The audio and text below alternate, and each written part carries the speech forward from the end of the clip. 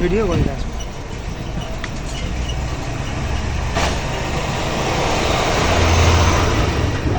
आज बिहान म यहाँबाट जाने क्रममा मस्तमा निन्द्रामा थिएँ अनि मेरो चाहिँ त्यही साइडमा बस्नुभएको दाइले भन्नु भइरहेछ हेर्न हामी त कसी बिजाएर छु साँच्चीकै हेर अनि अन्ध्यारोमा के खेलिरहेको थिएँ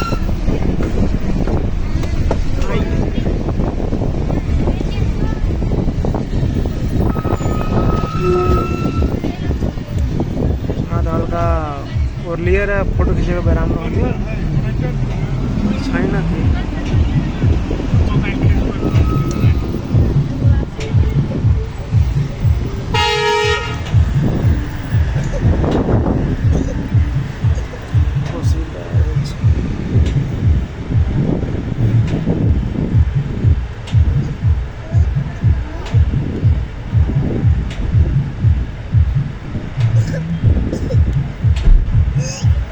हान पुग्न हमें बड़ी टाइम लाग्दैन यहाँ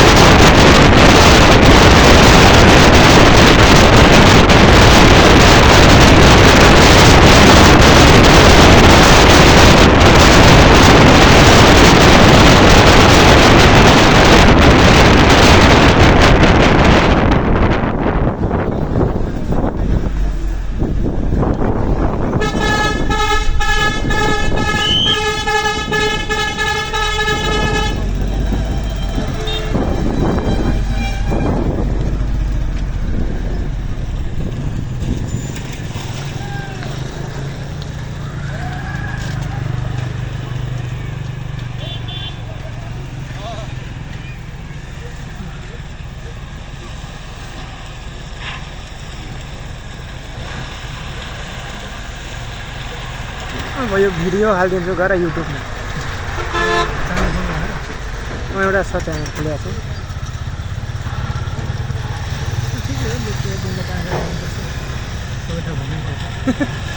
छु गएर हालिदिनु भइहाल्छ